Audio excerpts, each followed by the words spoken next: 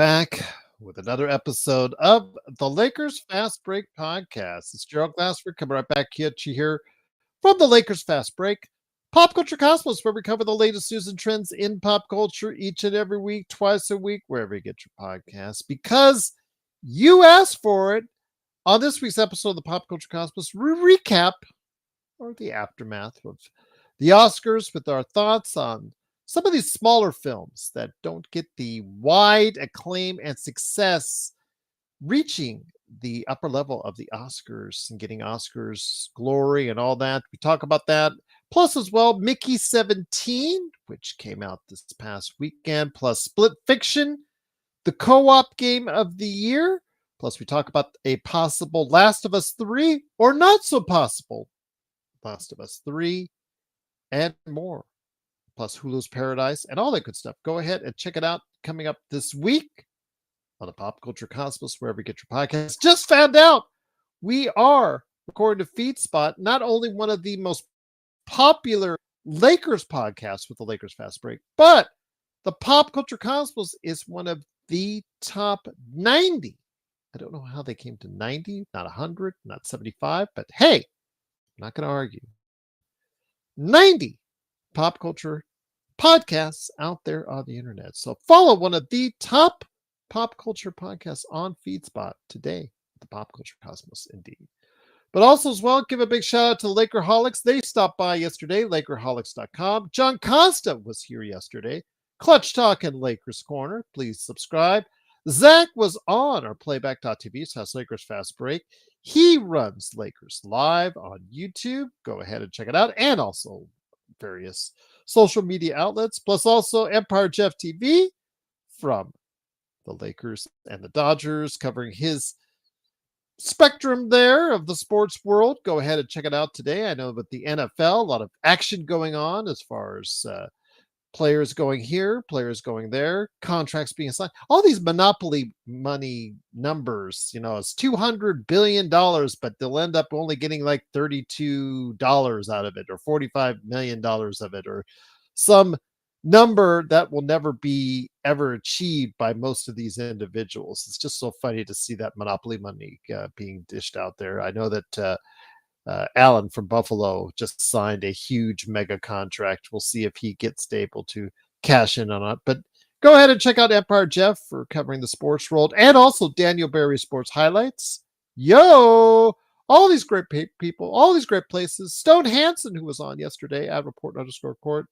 All these great people. Alfred Esmond, and of course my guest here as well. All these great people and places. Go ahead and like and subscribe. But don't forget to like and subscribe to get the latest notification on when we go live on the air. And I mentioned the Pop Culture Cosmos.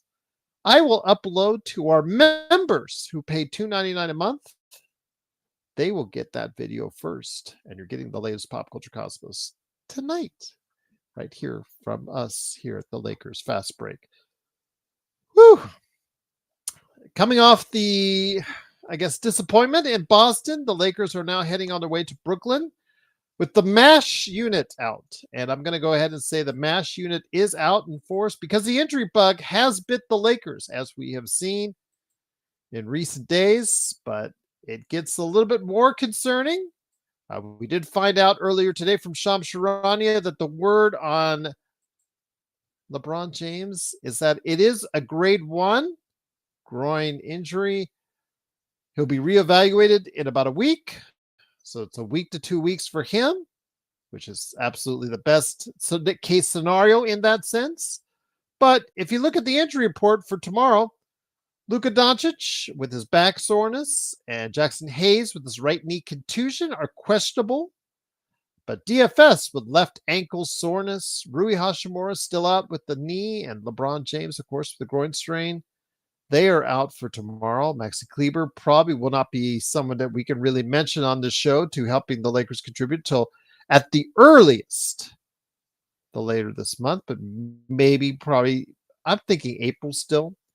So the Lakers have caught the injury bug. What will that do for the team going forward as they now reemerge themselves when they head out on the court tomorrow in second place in the Western Conference, thanks to OKC's victory over Denver. Can they still maintain a top seed in the West while LeBron is out? While these injuries are happening? Because the injury bug, just talk to anybody in Dallas. It's striking hard. They only had, at the end of the game, 7 players that they actually could play in the game because 2 of their players went out of the game, including all the injuries they already have. So, yes, the injury bug has definitely bit the Lakers, but also here today to go ahead and talk about that, the NBA, and so much more, and his Golden State Warriors, who are riding high on the Butler high, but we'll see how high this lasts. He's a good man indeed. It is, of course, the man behind I Got Next Sports Media. Good friend indeed. It is Legend. Great to have you back, my friend. Kurt, what's up there out there in the chat? Truly appreciate you, Raphael, everybody out there. BC, always great to have you guys here. My friend, Legend, good to have you back talking some NBA. What's going on, my friend? Man, enjoying my Warriors. Keep winning. Let's try to get out from that play-in situation. Get away from it. Hawks, they doing a little something.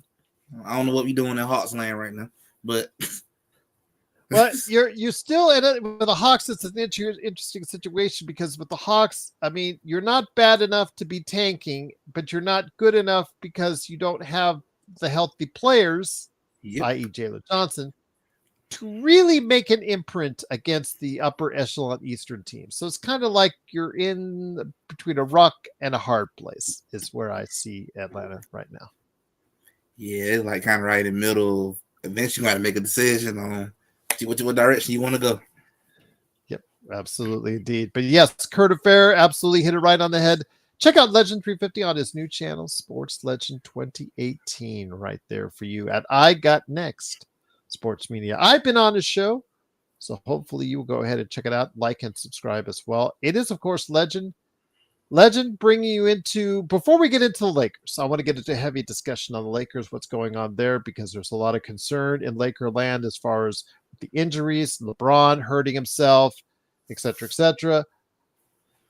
Your Golden State Warriors, again, the thing is, I said it the other day, a lot of people that are coming on, the trolls, they talk about, oh, Jimmy Butler's taking us to promised land, blah, blah, blah, blah. But you come on as a class act. You're happy. I'm glad you're happy. I'm glad you're excited, and everybody's happy for you because you know how to be respectful to other fan bases when you talk about your fandom for the Golden State Warriors. And let me ask you this. Jimmy Butler, when he was traded, you know about Luka Doncic, all that, and how well I've done and all that. That we've gone ad nauseum here on this show, and I'll keep continuing because it's always good to hear. And boy, will we need it tomorrow and over the next few days, which we'll talk about here in a bit. But the Golden State Warriors, is it just all about Jimmy Butler, or is it because what Jimmy Butler has represented in many ways, like Luka Doncic? Luka Doncic, it's not just about Luka Doncic, it's about how he has elevated the play of those around him since his arrival. Jimmy Butler, is it all about Jimmy Butler just being added into the mix, or is it something more? I would definitely say adding him into the mix definitely gave Steph Curry hope that, okay, maybe there's a small little chance something can happen. I think everybody here knows to win a championship, it's not always just about the team, but sometimes it does take some luck to be involved in that play too. And praying that the injury bug don't rip your team to shreds, anything like that too. I would definitely say Butler he gave lift to this team and gave us hope that, okay, we can do something, because we needed a change. It was bad. It was bad. We was dropping like a rock, and he has helped make things better and take a little bit of a load off of Curry, as well as getting to the free throw line helps a lot as well. But to me, the biggest thing that I really noticed was Steph Curry looks a whole lot happier. To me, it reminds me how LeBron looked with Luka. He looks 20 times happier right now than before that trade came. And that's how I'm looking at this whole situation. Curry was not playing the way he's playing right now. To me, before this trade, Steph Curry looked like a person who has already done cashed it in, said season over. Just go and forget it. Let's get it over with. Let's go home to something. Now he look like he got like a little hope that maybe some things go right anything can happen situation. And that's what I think what really happened with this team. Butler gave them some life, gave them some hope. There's a little light in that tunnel that maybe something can happen. You know, I still don't know what's gonna happen with this team. Personally, I think Warriors is probably a second round at most, unless a bunch of good things happen. Some luck play and play, but they look a lot happier. Mm-hmm. They do look a lot happier. Like you said, Steph looks a lot happier. Obviously, he's had some more Steph-like games of recent note since the trade has happened, including a 56-point game, I believe, against Orlando. Was what, last week or 2 weeks ago? Well, actually, about 7 to 10 days ago. Let's just put it that way. They are now in sixth place in the Western Conference. I know they are making a lot of noise, and again, they are 6 games back of the Lakers in the loss column for second place in the Western Conference. I'm just going to put that out there, not insinuating anything, because making up 6 games in a month, essentially a month, because the season will end right around this time next month, or close to it anyways. Let's just put it for that. But the feasibility of them getting continuing on the success, the streak, as it were, is 5th or 4th place possible for the Golden State Warriors, because they are 3 games behind the loss column for 5th and 4 for 4th. I think there's a possibility. It's gonna all come down to me at this point. The Warriors has got to keep winning, and then it come down to what the Grizzlies and Rockets do. There's a slight chance I think it's possible. To me, that 4th seed may be looking a little iffy, but that 5th seed I think is a very good chance they can grab that 5th seed. I think it's gonna come down towards the very end of that season if they're gonna get that 5th seed spot or not. They just got to keep winning. You can't afford to lose any game that you're supposed to win at this point. You got to win it. And I know we got to play the Lakers and play them at the end of the season too. So to me, before you get towards that Lakers schedule part, you need to win most of these games. At least. Well, the April 3rd game that they play against each other, that will still, both teams will probably still have something on the line at that point in time. Yeah. It's when they play the Clippers at the back end on the 13th. We don't know what's going to happen at that point for both those teams, because they could be sitting out some players, et cetera, et cetera. But I'm looking at your schedule for Golden State. At home to Portland, and you never know which Portland team you're going to get. Man, they were on a roll for a while, but they've decided to veer off a little bit. Sacramento, New York, they've got a nice long homestand. I mean, a nice long 7-game homestand that they're staring at there. And that's the case. They need to go 6-1 to really make a statement, I think, in the Western Conference. I totally agree. They need to go 6-1. You got to protect home court. I mean, this right might decide your chances of getting that 5th seed. And if it was me, I want the Grizzlies in round 1. I want to avoid Denver and Lakers as much as I can. I want to dodge that situation. Get Memphis. If I was them, that's my goal. Get Memphis. Get a easier first round, and whatever happens, second round happens. Yeah. Let me ask you this. How do you think your team now matches up against OKC? We saw them earlier today in the first of 2 home games against Denver. They're also having another home game against Denver. Again, the NBA schedulers are very kind to Oklahoma City, because they'll be doing the same thing the Lakers here in about a month. They didn't fare up. Denver didn't fare up well against OKC. OKC found, especially in that second half, quite a bit to go ahead and space them out over Denver here in the game today. How do you think that Golden State will match up against OKC? I mean, that's something we talk about, as you know, on this show in regards to who on the OKC can match up against LeBron, because they have so many long defenders. They have so many good defenders, high-level defenders on that team that they could throw against LeBron and Luka. What do you think they will do in regards to Butler and also Curry as well? Are your fans all the fans in Golden State worrying about how they will match up? Again, if you want to avoid Denver and the Lakers, you're not going to be able to avoid OKC if that's the case. Yeah, honestly, I don't like our chances even with Oklahoma. Pick your poison, my friend. Pick your poison.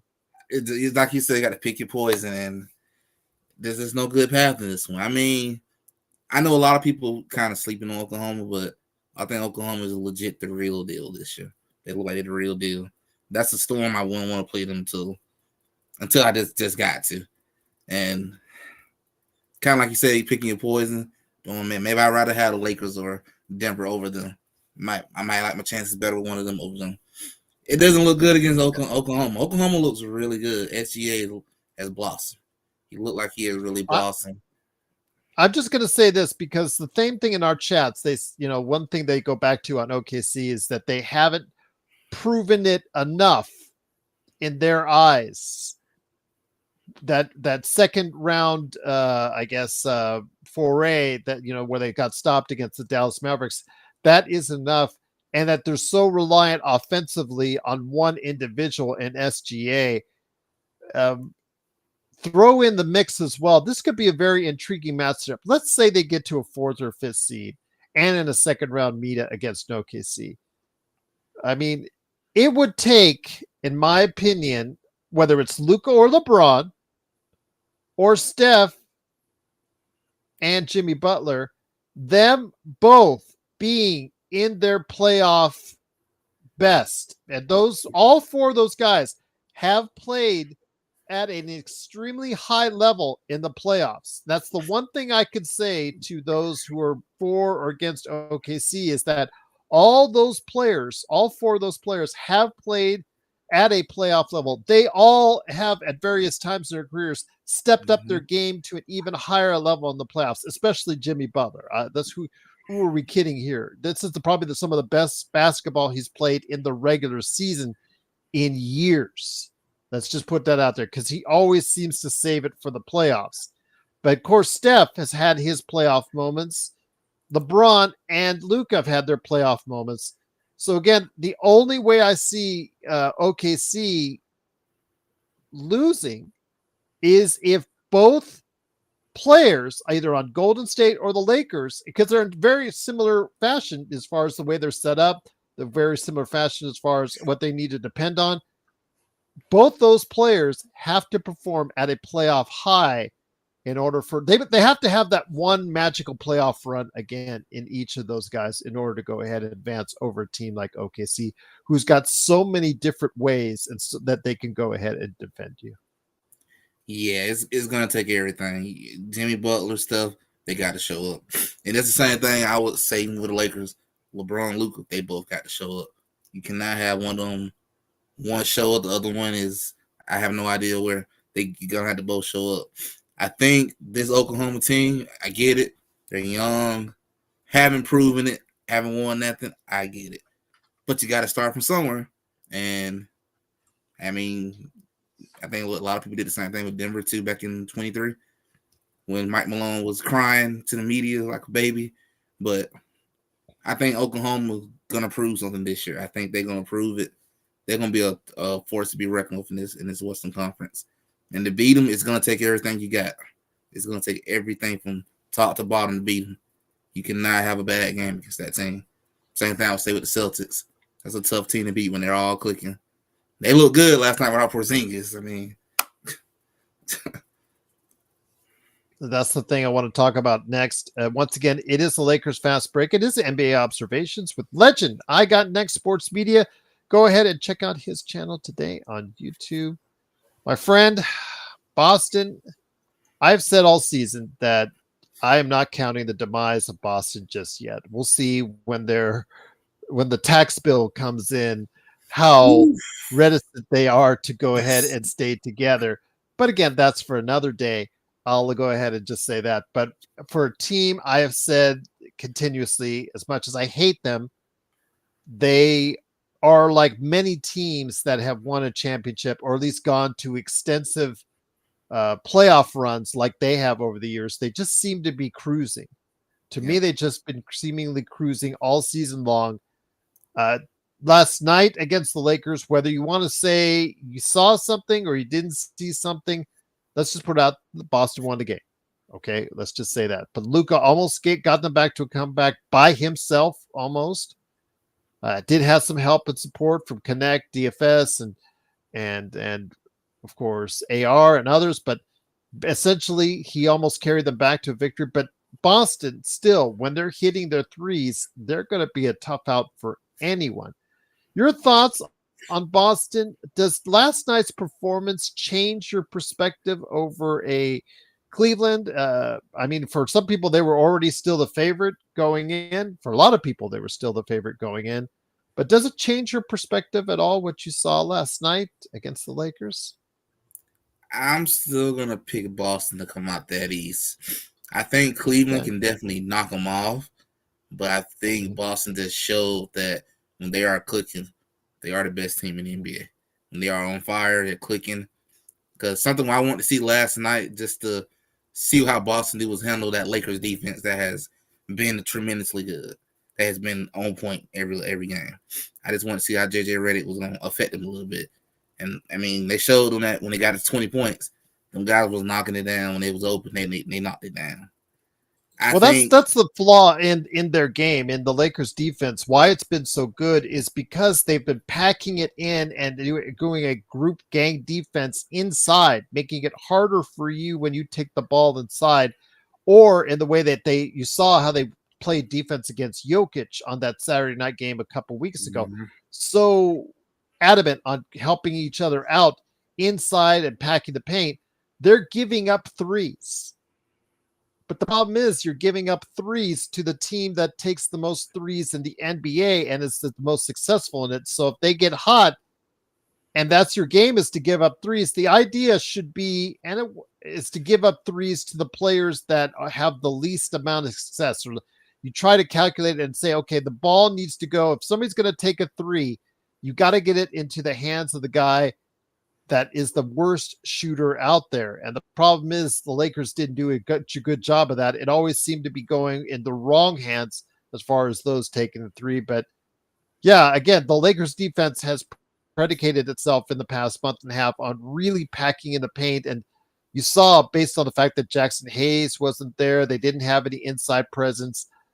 They got beat up on down lows. Austin Reeves was constantly being was guarding Horford quite a bit, and he was having some easy layups and whatnot. So it just wasn't a good night for the defense, and I definitely I agree with you on that sense as far as you wanted to see how it took place and how it went down. But it obviously sets a tone for what Boston may be gearing itself up for this season. Unfortunately, I know no one wants to hear that, but and I certainly don't like it as someone who hates the Celtics, but it concerns me that they can now they've been cruising throughout the season, and now after this game, they might be just turning it up. Yeah, it looked like they just now finna start waking up. Like, okay, yep, it's time for playoff time. Let's get serious, guys. We got through the regular season. Let's just get serious. Let's mop the floor of the East and then mop the floor will come out the West. It look like they finna start playing ball now. And they showed it last night. They can turn it up when they want to turn it up. I did notice that I think they have done this a few times this season too. They let their foot off the gas at times. And when that 3-point shot ain't falling, you can easily get right back in that game. When they went on the little dry spell until Jason Taylor and Brown decided to take it over and send it home. But Cleveland got a chance. I'm gonna give Cleveland a shot, but I will go with Boston to get out the East. We'll see what happens. Again, the addition of DeAndre Hunter, they've been playing well with him. In fact, I think they haven't lost with DeAndre Hunter. I don't think they have. Could be wrong on that. I don't think they have. So again, it seems like it's going to be two great forces clashing together. I cannot wait for that championship series. Sorry, New York. Sorry, Indiana. Sports baby. Yeah. Sorry. But it looks like it's more defined and destined there. I think if everybody gets healthy on the Lakers, or if Golden State can ride this wave of continuous success, one of those teams can interject themselves in a Denver OKC series and find themselves in the mix as well. It's less definitive than it is on the Eastern, where it just seems like it's two teams and there you go. So very interesting to see how that's going to play out. But for the Lakers, it is tomorrow. They go ahead and play at Brooklyn. I believe it's 4:00 or 4:30 start time here. I'll go ahead and check it out here in just a second. for you guys on playback.tv/Lakers Fast Break. I'll get it set up for you guys so you guys be able to go ahead and check out the game. But with that, my friend, we all talked about when we got the Luka trade is that Luka is going to have to go ahead and lead this team without LeBron at some point in time. LeBron's going to be retired. LeBron is going to be gone, and it's going to be Luka's team definitively going forward. I didn't think that day would come 3.5 weeks ish. Actually, a little bit over that, about a month and a few days. I didn't think that day would come so soon, but for the next week or 2 weeks, it's going to be Luka's team. And a lot of people are going to have to go ahead and realize and understand that this is going to give you a glimpse of what the future will be going forward. Yeah, we're going to have a chance to see what Luka LA looks like the next 2 weeks at the most, and maybe the rest of this month. I was thinking LeBron might just sit the rest of the good bit of this month out and just relax to play all the time. I don't think so because of the close positional seedings that they're in, Legend. Because they right now they're second, but they are going to have a murderous schedule coming up here. In fact, what is it? I'm going to go ahead and take a look at the schedule again because there's a 4 games and 5 day stretch here that they'll have here coming up after the Brooklyn game alone. That's really concerning me about how that's going to play itself out. But again, when it comes to, at this point, I don't think there's going to be a time where you're going to have to say, okay, LeBron, you can take the rest of the month off. I think that you're going to go ahead, and as soon as LeBron is able to come back to the court and not feel any adverse effects from the groin injury, I'm not going to say they're rushing him back out there because you don't want to do that because they've already had experience with that back in 2018. I do think, though, that since it's not as serious, he will be out there sooner rather than later as opposed to being out the rest of this month. I do see him coming back sometime probably in the 20th, 25th region. Probably that's around 2 weeks. So there you go. Your thoughts on that, my friend? I think this will do good. I think this one thing will be good out of this is I think they're gonna give the Laker Nation a chance to see what it's like to have just Luka. You have a chance to see that. Give Luka a chance to build that confidence up as being the man, if it comes down to that, to be the man. And then I think it gives the role players a chance to face a little adversity too. I do think to be a championship team, you got to go through some adversity. And right now, this is going to be the adversity moment because now you're going through a tough schedule that can dictate whether you can be second, third, fourth, or even fifth.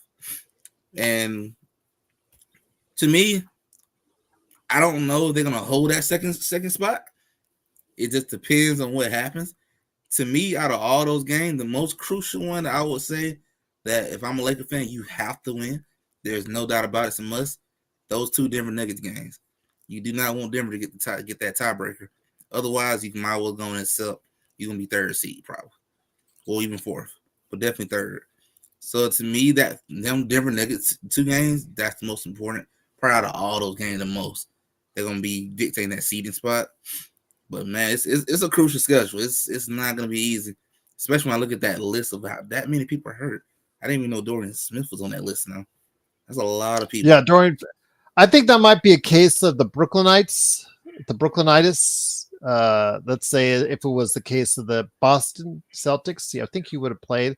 But I think with the left ankle soreness, it's a case of, you know what, is your ankle really hurting you? Yeah, I could play. I could go if needed, but it's Brooklyn, which, as my good friend, Mr. Jamie Sweet, a.k.a. Admiral Akbar, would say, it's a trap when you do things like that. But what are you going to do? It's Brooklyn, so you think they're tanking.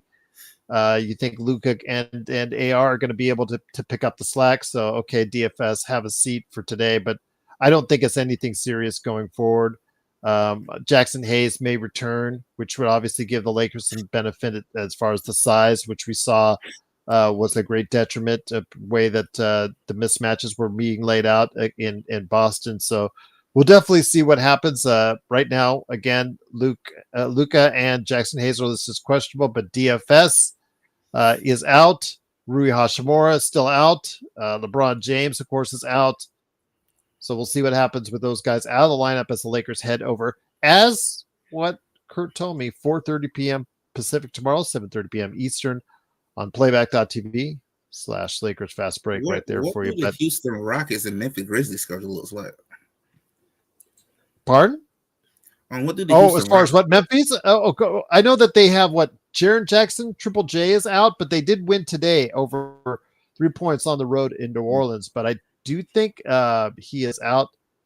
I think at this point in time, yes, he is. He is out. I don't think it's anything serious or long-standing, but I do believe he is out. Let me go ahead and check the box scores because I know Triple J. Yeah, he is out of the lineup right now, but I don't think anything. I've not heard anything long-standing with him. But yes, they did win on the road in New Orleans today, so they are just behind the Lakers in Denver for that second seed, and they are the team I think that because Oklahoma City plays another game against Denver, and if the Lakers find themselves in trouble, because get this, after the Brooklyn game, they're at Milwaukee, and the next night you fly to Denver, which is something I've been really mad about because the NBA schedulers did this to them. I thought it was really unfair. But Thursday and Friday, the Lakers are in Milwaukee and then Denver. And then after that, they come home, and it's another back-to-back as Phoenix and San Antonio come to town on the 16th and 17th. But the 17th one, that is because of the fires, and that game was moved. So that one is not the fault of anyone's except for the fact that they had to find a place on the schedule. But after that, it is another back-to-back at home against Denver and Milwaukee. So get this, guys. I don't know if you guys have checked out the schedule. Milwaukee and Denver is back-to-back on the road. Phoenix and San Antonio is home back-to-back.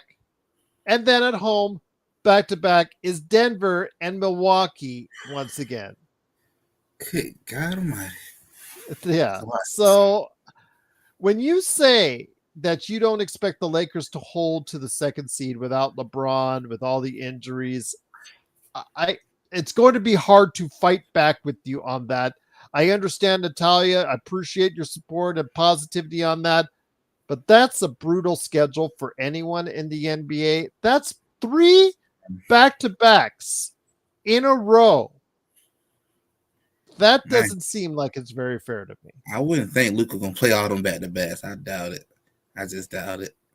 I think he's gonna sit him down in some of them back-to-backs, which will probably lead to some losses on back-to-back. I mean, I would be shocked, man. I would be actually amazed if they hold that second spot going through them back-to-backs. I'm more realistic with the third seed or fourth seed at that point. Probably third seed. I think you hold the third. The second, I might give up the second for health at that point. It ain't worth it at that point. If you got home court the first round, I'll take that part. Your team good enough to win without it, without home court. See, that's the thing. The if you look in the distance and you're the Lakers, you see, even though, yes, there's 6 games back in the loss column, you see your Golden State Warriors on the horizon. Houston Rockets, after taking a little bit of a tailspin from second to fifth, they've stabilized. They're playing okay at this point in time.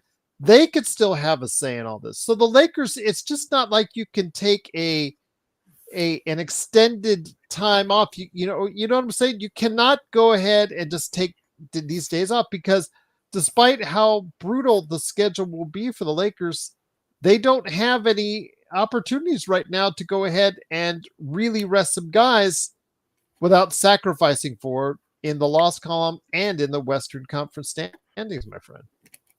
I mean, that is true. I mean, I about want to know what were these people who made the schedule, what were they thinking when they made that?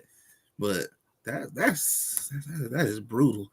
I mean, I don't think I have any team ever had a back-to-back like that. Well, back in the old days, they'll tell you back in the old days they did. And I know Joe will say these players are pampered, 5-star hotels, et cetera, jet planes, private planes. Okay, I get it. I understand that. But the way the NBA life is now and what they're used to, you see teams on back-to-backs get tired. And that's just on one back-to-back. But to have 3 back-to-backs in a row, yeah, that's asking a lot. That's asking a lot of anybody. I mean, as long as Luka's healthy, it's possible. Luka can win some of these games, but are you and gonna I play believe, that? yeah, I agree with you. And Anthony says it best. They will have to schedule some losses in those back-to-backs rather than risk more injuries.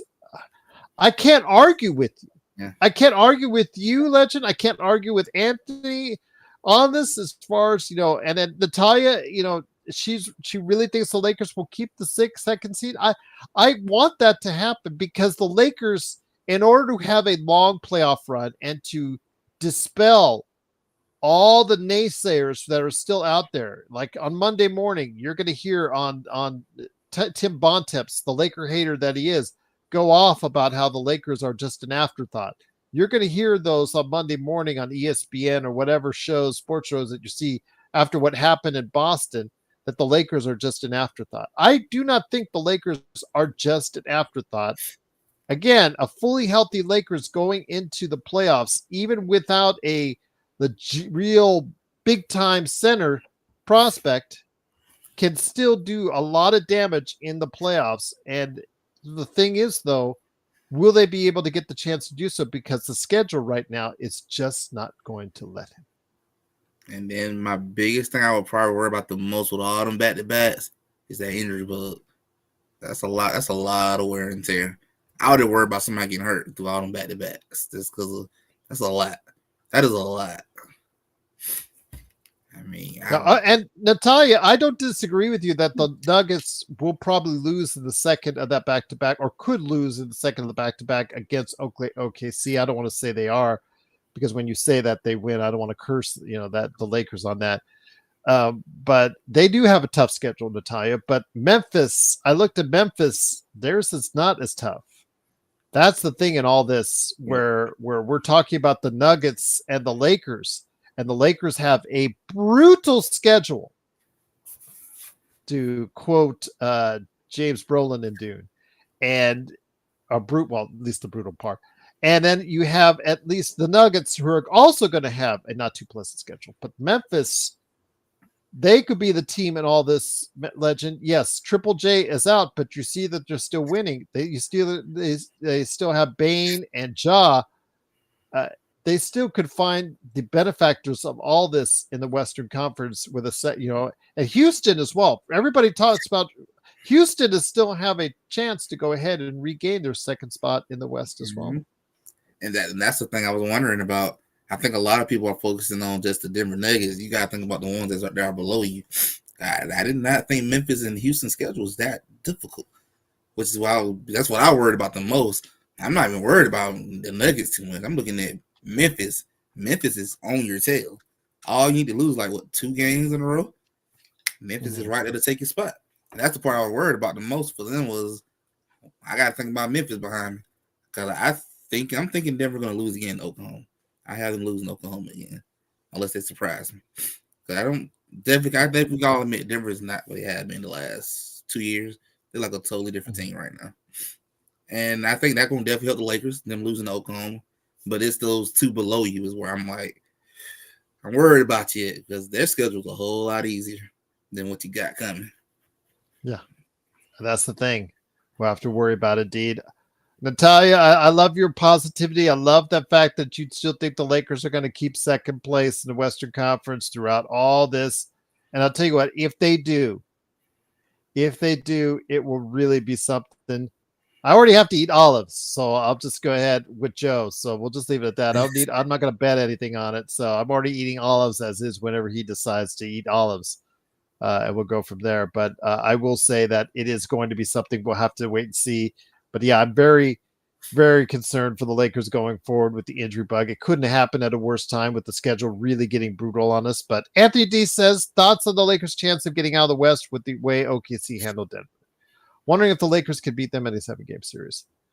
I will say this, Anthony. I know people that have watched the show have heard this time and time from me again, and Legends heard this already from me.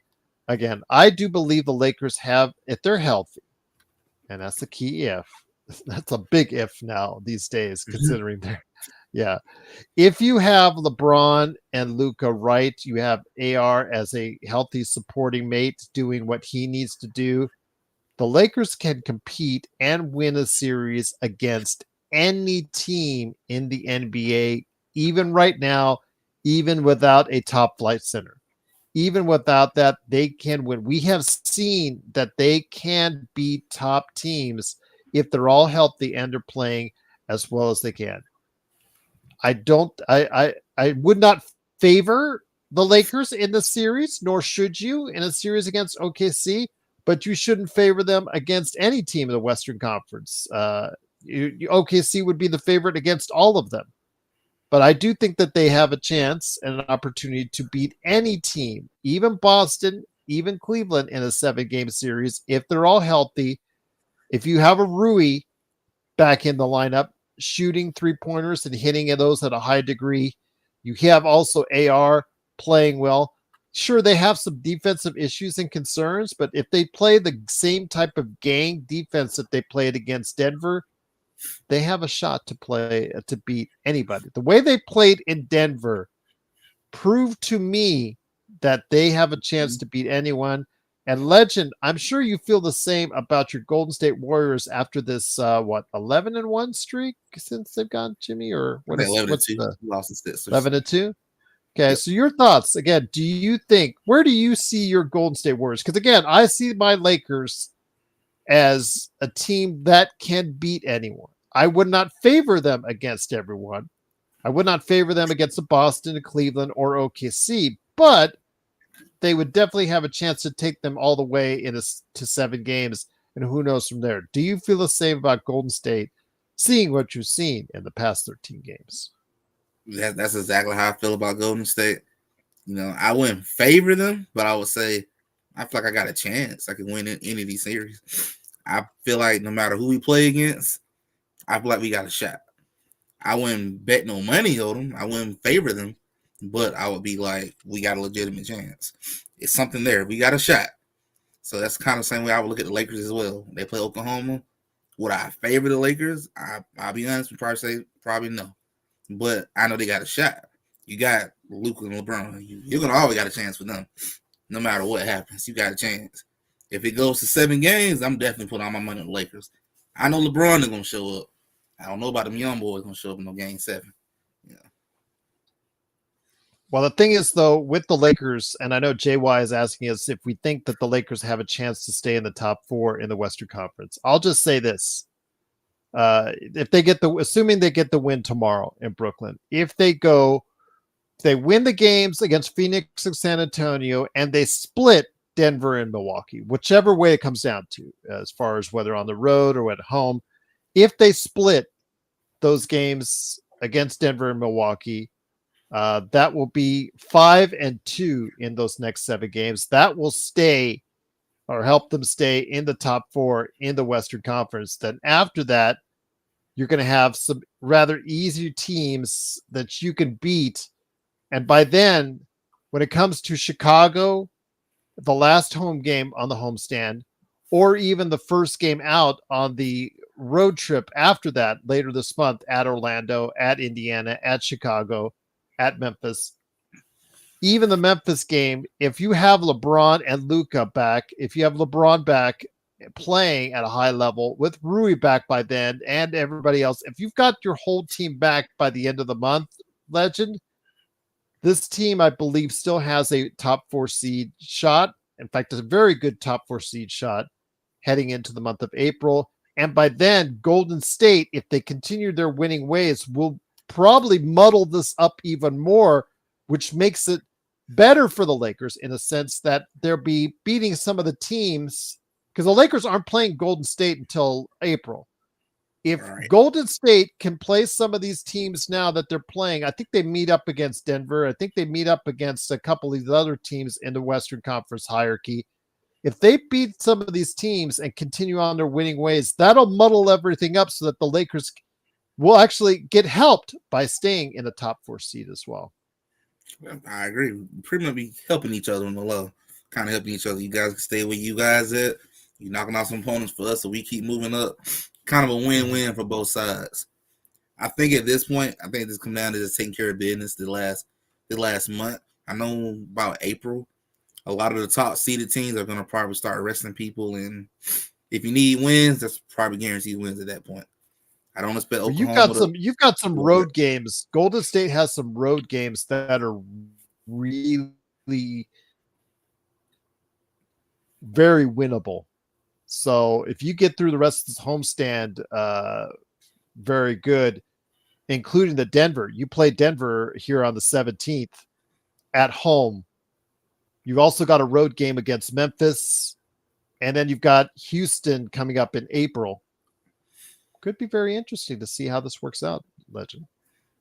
It could be. I'm expecting the Denver Nugget game to be easy, but I'm gonna try to do you guys a favor, knock them out for you guys, and then we're gonna still take care of Houston. We play them. We got to win these games. To me, stay out that playing is all I ask for them. Stay out that playing. Give me the fifth seed if I would like to get there. There you go. Again, we got to stay in the top four. Joe and I have discussed this, and I agree with Joe on more than one occasion. And by the way, Joe, hopefully coming back safe from spring training. Hopefully will be with us for all the good stuff during the course of the week. But Anthony says, with 20 games left, how many games do you think the Lakers could win if LeBron was out till the playoffs? Oof. I think if they go 500, Anthony, that would be what I would be looking at. Based on the schedule that I've seen for the rest of the season, Anthony, it's not a friendly one, even the ones in April. The thing is, what will OKC be like? Will OKC be resting its main guys at the time that they play the Lakers on the back-to-back home games in Oklahoma City? That's a key thing as well. What will they be playing for? Will they be playing for overall top seed? If they're not, they'll be still 10 games ahead of everybody else in the Western Conference. Do they rest players? Do they not? That'll be a key as well. But if without LeBron, I think if you're, I think realistically you would probably think 500, maybe 6 out of 10, stuff like that. As far as 12-8, maybe I would probably be thinking that. Let's just say 12-8. Let's just say 12-8, Anthony, to go ahead and bear with on that. Now I said, in order to get to 55 wins, the Lakers would have to go 16-6 at that point in time when I was talking about it. So I don't know. That 55 wins, I think, is going to be needed to get to second place in the Western Conference. So the Lakers probably have to get LeBron back a little bit earlier before then. Sharon B says, am I the only one who wasn't that impressed by the Celtics? Yes, they're tough, but we were bad yesterday. We were missing 2 starters too. You could say, were you impressed yesterday with their performance? Did you say they turned off the gas and let the Lakers back in it? Would you say that's more of an issue of their team? I think it's just their focus right now. I just think they're waiting for the playoffs. I think there was a lack of focus that allowed them to get the Lakers and to go let Luka go off in order to get them back in the game, and almost down by 3. I think they closed to 3. So your thoughts, my friend, are you impressed or not impressed by the Celtics at this point in time? I'm thinking they're just taking it easy right now, kind of like what you said, Gerald. They just got that mindset of, been here, done it, just get through the regular season and turn on when it's time to matter. To me, they look good yesterday. They didn't have Porzingis. They look good. I mean, you have to give them credit. I mean, you just got to give them that credit. They look good from top to bottom right now. I can't really say much about them, even though they sometimes lack out the gas a little bit. Yeah. And for me, I think it comes down to, I want to see, Sharon, how they play in the first round of the playoffs, because they will have they'll probably play Atlanta or it won't be Detroit, because Detroit's like 5 games ahead of it, but it'll probably be Atlanta or Orlando or Miami. It'll be one of those 3 teams that they're playing. I want to see how they play in the first round against them. Last year, when they went on their way to the championship, Legend, they just blew the doors off of everyone. They just No doubt. No doubt about that. If they have a struggle in the first round, we could see some signs that maybe it wasn't the fact that they were sleepwalking through the entire season. Maybe it is something more. So I'm curious to see how they'll do in that first round of the NBA playoffs. I could get a better gauge of them at that point in time. If they come out and they sweep or they do 4-1, I think that it was a case of where the Boston Celtics are just, had a lack of focus during the regular season. I'm about the same way. I want to see how they do that first round. And that'll pretty much tell you exactly who they are, if they go take care of their business the way they should, or if they be in a dog fight of a series and going 6 or possibly 7. But if they do what they're supposed to do 4-0 or 4-1, then I'll be like, okay, yeah, they were just kind of chilling, just cruising. But they go to 6 or more, then I'm be like, okay, something means something might be more going on than what we thought about that team. Yeah, absolutely. Natalia said, I mean, the Celtics didn't play that well. Either Derek White didn't shoot well or Jaylen Brown was walking back. They just don't seem focused, Natalia and Sharon.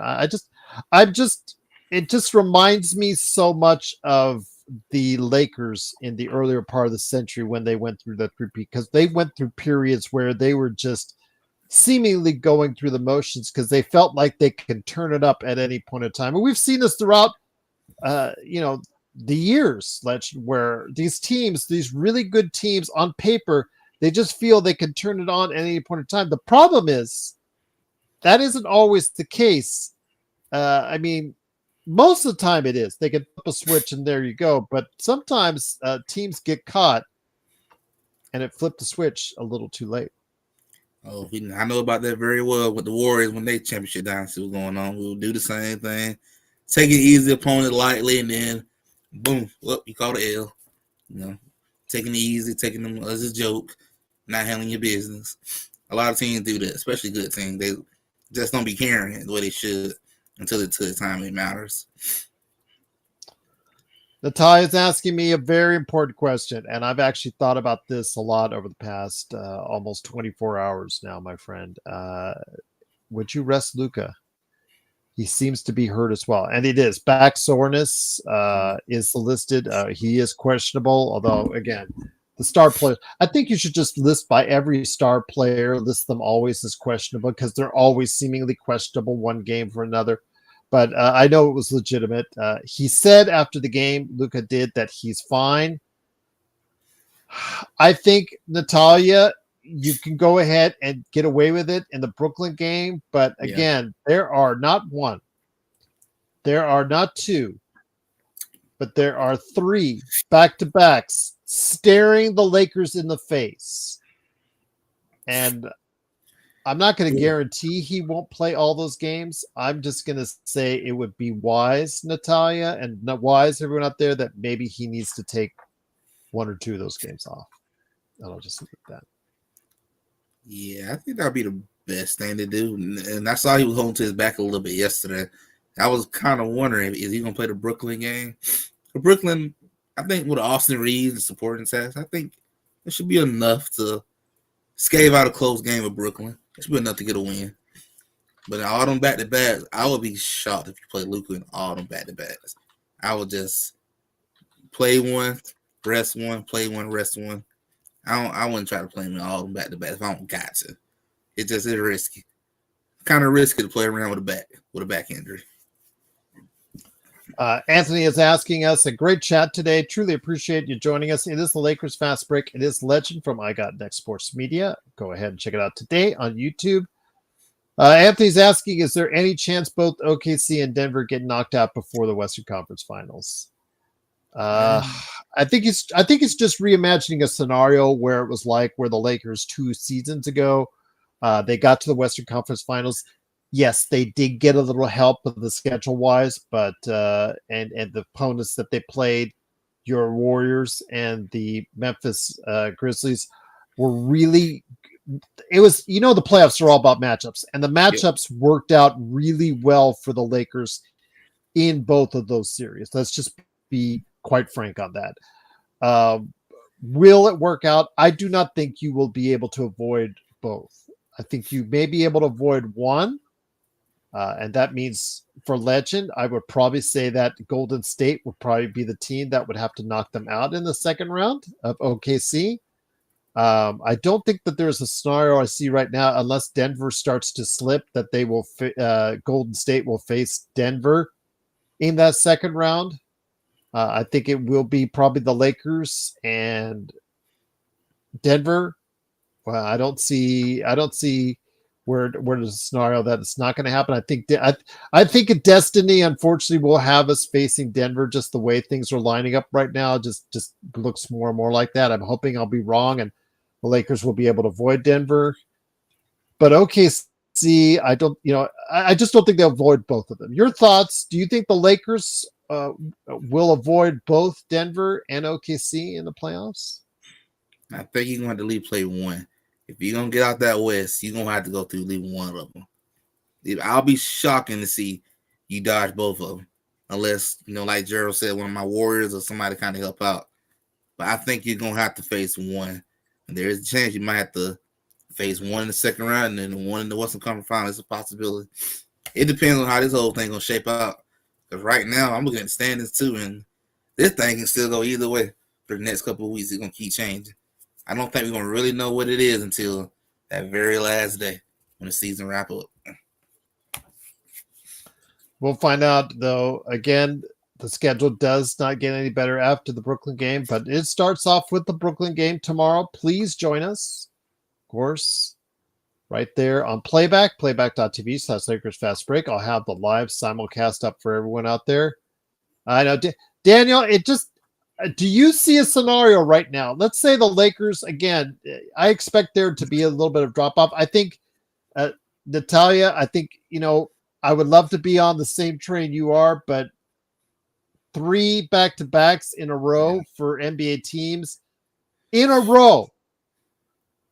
That's a hard ask for any team, even if they were fully healthy, and the Lakers are not fully healthy at this point in time, not even close.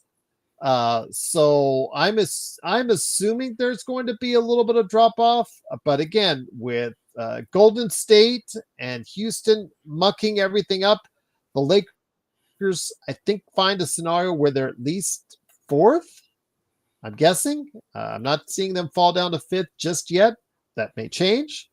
But if that's the case, I don't think that they avoid Denver. I really don't.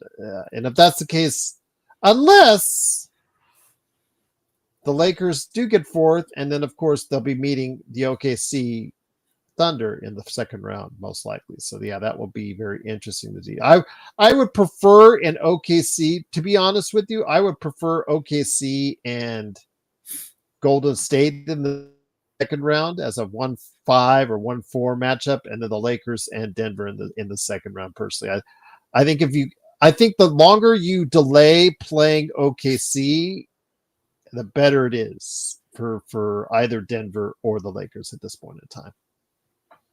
Yeah, I would delay that matchup as much as I can and just take care of them in the Western Conference Final. Don't play them in round one, where everybody's 100%, relax, recover for a couple of days of break. Who didn't play in the play-in, and I wouldn't want to play against them in round one. Not if I ain't got to. If I can die again.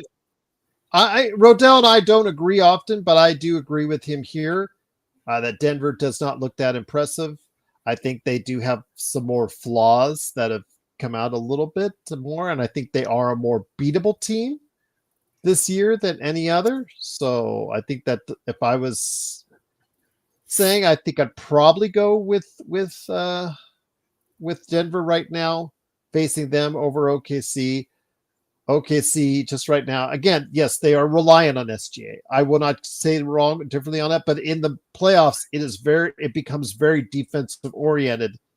Everything seems to slow down, and a 98, 100 point game seems to be more fitting for a team like OKC, which again has to manufacture a lot through SGA, but also manufactures a lot through their defense as well. So I'm not wishing for anything, Rodell, so don't speak for me, but I'm just saying what I would prefer a Denver or OKC matchup earlier, and at this point in time, I'm just saying what I prefer, but it's not what I wish for. I wish for the fact that the Lakers could go ahead and play the Washington Wizards in every round through the NBA playoffs. Oh yeah, That's what I would wish for. So yeah, please don't speak for me on that much. So much for you and I agreeing. So that was lasted all of 1 second there.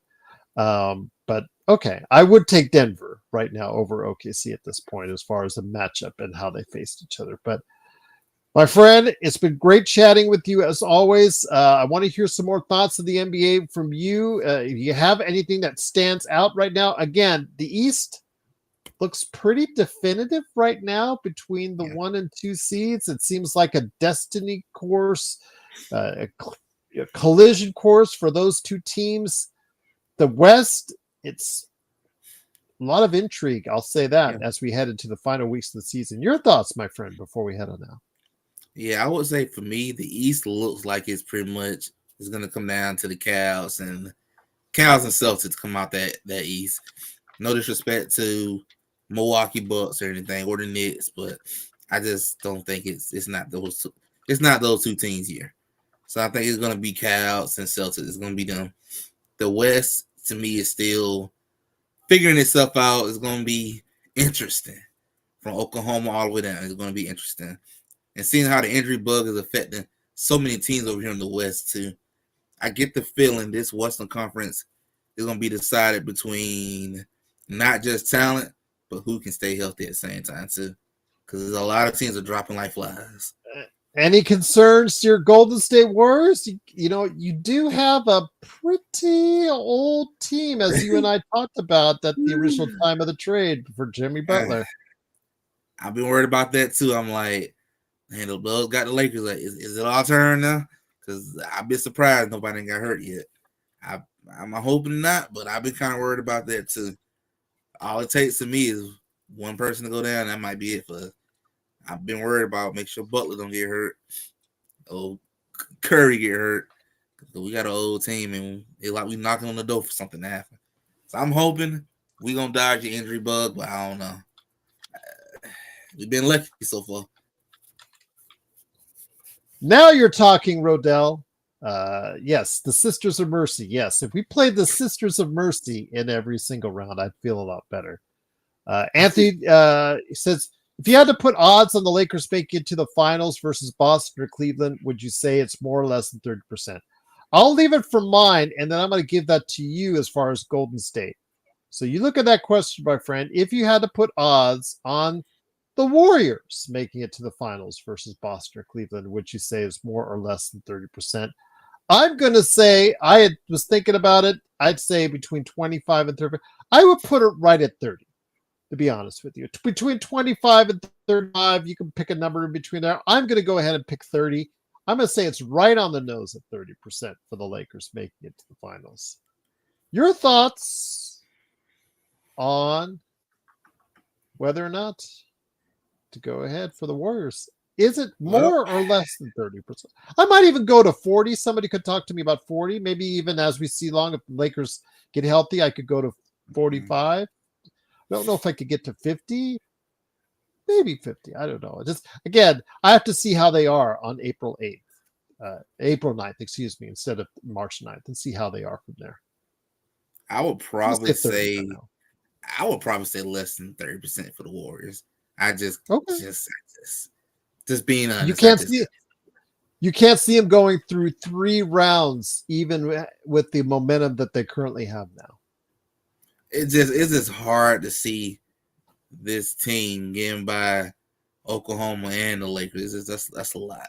Like they don't improve, they look better. Don't get me wrong, but I feel like it'll take some luck. Something happened to help them get through that situation. Because that's a lot. That's just a lot to ask on them.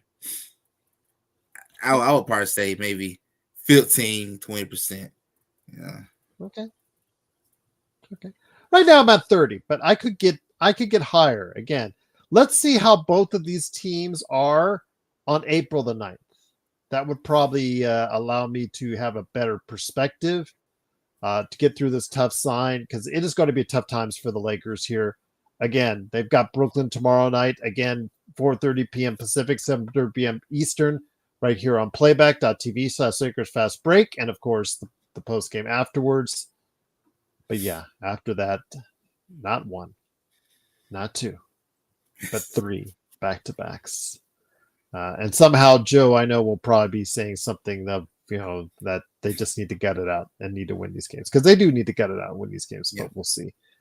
But Legend, before we head on out, please give your plug, the cheap plug for I Got Next Sports Media before we head out. Well, before we head out, I just want to say first, thank you guys for allowing me to be here. Thank you, Gerald, for letting me hop on the podcast and talk the NBA with you. And definitely check out my I Got Next Sports Media. Going to probably do a little live stream tomorrow, just to talk about a little recap of the Lakers and Celtics game tomorrow. Talk about the Warriors. We'll talk about LeBron's injury, and might even speak a little bit about the LeBron and Stephen A situation, that spicy situation. Yeah, I know we didn't touch on it much here because, again, it's something that we have touched on. It seems to be a little bit, in some ways, hypocritical because, LeBron could have that very same argument with Joe, myself, and many others on this panel about Bronny James, because we've been very adamant about Bronny James. Since the Luka trade, we've been kind of forgiving to the organization and kind of like glossing over that fact that Bronny is still on this team. But, it is what it is. I'm not going to go back on my statements on drafting Bronny. I know that Empire Jeff has his thoughts when he came on the other day and talked about it. I understand it was many ways a financial decision and also a decision to keep LeBron happy. I get that. I understand that. From a talent perspective, at a NBA level, I have yet to see it materialize, but I'm hoping that it will materialize so they can shut all the haters, including myself, up on that. But yeah, I didn't want to talk too much about it. I know that Empire Jeff did a whole show about it, so go ahead and check out his channel with thoughts on it, because we've been much the same way as Stephen A on it. We've been one of those channels, this networks, this stations, this outlets, this form of mass media talking about our thoughts on Bronny James and how we didn't think he was an NBA ready player.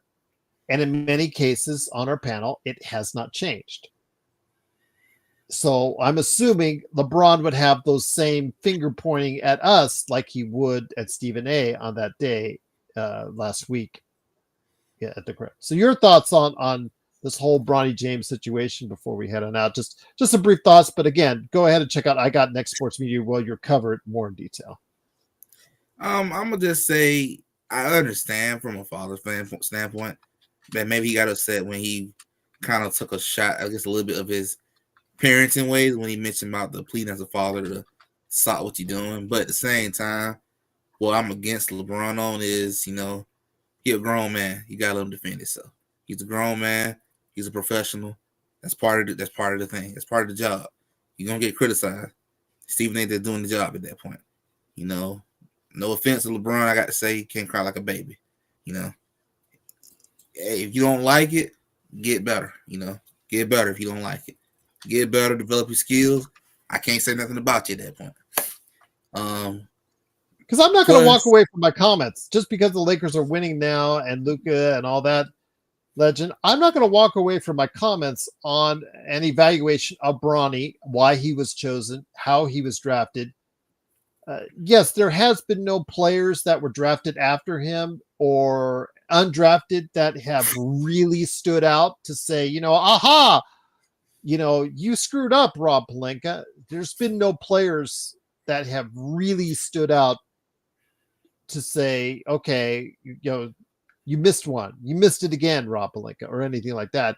It's just the fact that I'm just not sure this whole situation was just, it's not good for him, the person, the individual Bronny, as far as his development as a basketball player, in my opinion.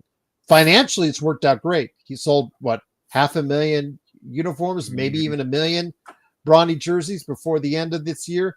It's going to work out great for him. And to answer the question, Anthony, he is not eligible to be waived because you would be choking on 3 years of salary because you've got him. He's got a 3-year guaranteed contract with an option for the 4th.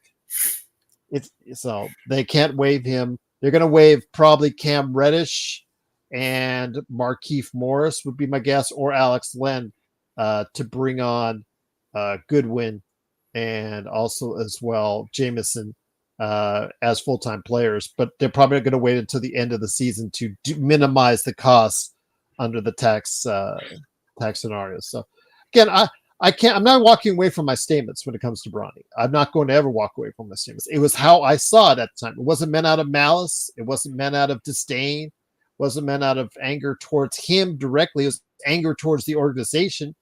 But I get it. I called it before they did it, and they did it because of why they did it. But again, they're getting away with it. The Lakers are getting away with it because they found there's been no one else that has was selected or not drafted that has been able to prove the Lakers wrong. So it may look like the Lakers are going to get away with it, Legend, and get away with it. But my hope is that at some point in time, by the end of that 3-year guarantee contract, that they will pick up the option, not because his father is LeBron James, but because he's actually a good player. Yeah, and that he earned it. That's what I'm hoping. I honestly am rooting for the kid and hoping for that to happen. That's what I'm hoping too. I'm hoping when it's all said and done, I hope I'm wrong. I criticize him on my YouTube channel as well. Say, hey, you deserve everything that you're getting. I'm hoping when it's time to get to that point of whether you pick up the option or you don't, I'm hoping he developed. He became what LeBron was talking about. I don't think he'll be a superstar or anything like that, but I think he can at least develop into a good role player. And that's what I'm hoping he did. I'm hoping that when the time comes, I can say, I can clap for you and say, I'm proud of you. You went through it. You proved a lot of people wrong, including me. I didn't think you can do it. That's what I'm hoping to be able to say. I don't know if we're going to prove it, but we're going to see. I will just say this. If he turns out to be as good as the last number 55 pick that has garnered a second NBA contract, that would be a blessing, because that right now is Aaron Wiggins, who is tearing it up as the sixth man off the bench for OKC. And if we could get any kind of the performance that's near that, I would certainly think the Lakers would be blessed on that. But I agree with you, Darren, saying that they should be more mad about the JHS drafting. But again, that goes to another conversation from another day. JHS has moved on. Hopefully he'll latch on with the Philadelphia 76ers or wherever. Hopefully he'll find himself an NBA career. But yeah, Triple J, Podziemski, they're both mainstays in the rotation. Again, the Lakers missed it on that one. Just think if the Lakers would have had that, they maybe tomorrow and going forward, we wouldn't be as concerned because we'd have Luka and whoever else is alongside with it. But we'll see. We'll see what happens. AR needs to step up. We also need to get some good games from Dalton Connect. So hopefully we will get to see what's going on with those guys. Goodwin, hopefully we'll get a chance to come out there and produce as well. Gabe Vincent, hopefully he'll be consistent and getting some good shots up there. But yeah, we'll go ahead and see if the Lakers can get it done starting tomorrow night, Brooklyn. But yeah, my friend Legend, truly appreciate you joining us. Once again, it is Legend from I Got Next Sports Media. Go ahead and check out his YouTube channel today. I go ahead and put in the description below. And then also as well, join us tomorrow for what's going on with Brooklyn. 7:30 p.m. Eastern, 4:30 p.m. Pacific. That's when the game starts. We'll have it for you as far as the simulcast for our chat and scoreboard. No game stream, but right here on playback.tv/Lakers Fast Break and YouTube as well. So, Legend, just great to have you here. Looking forward to our next conversation in the world of the NBA. Looking forward to seeing what will happen with Golden State. And of course, with the MASH unit, now known as the Lakers. As it was said in the chat by Rodell, at least we're not the Dallas Mavericks at this point in time. So yes. They cursed over there. They cursed. Yeah, that's beyond injury bug. Yeah, like you said, I think that is cursed. That's a curse on Nico indeed. But again, it is, of course, NBA observations right here at the Lakers Fast Break. Legend from I Got Next Sports Media, Gerald Glassford here as well. Truly appreciate you joining us. Make sure you like and subscribe before you head on out. Go ahead and follow us wherever you're catching our show. Natalia says she'll take Bryce over Bronny. We'll see. Stone has definitively said that Bryce is not as good as Bronny. We'll see. I think that year, we'll see how he plays in that year he's going to be in Arizona, because I think he's a one and done too. I think he's a one and done. He's going to play with Dad. I think he's going to play with Dad. I'll just leave it at that. But once again, it is the Lakers Fast Break. It is, of course, Legend. I got Next Sports Media and me, Gerald Glassford. Thanks again for watching and listening. Please like and subscribe. Don't forget to show out some love for us, for Legend, and for everybody that's a part of what we do each and every day. Again, like tomorrow against the Brooklyn Nets, part of our playback and the post game right here on the Lakers Fast Break Podcast.